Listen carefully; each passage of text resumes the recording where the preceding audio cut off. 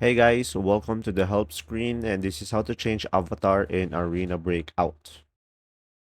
So guys, first thing that you will do is tap on the icon on the top left corner of the screen.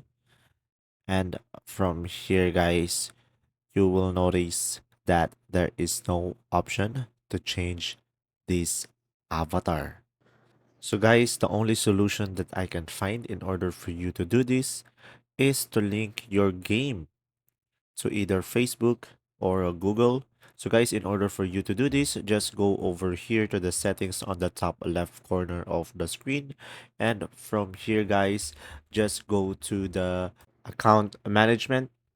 And after that, just link your Facebook or Google in order for you to have your profile change. And guys, once you have link your Facebook or Google, your profile will automatically change. But guys, if your avatar doesn't change, what you could try to do is go to the settings and log out into your account. And then from there, when you log in back again to Arena Breakout, your profile will be able to change when you click on your avatar. And there you go. If this video was helpful, please like and subscribe, and thanks for watching. See ya.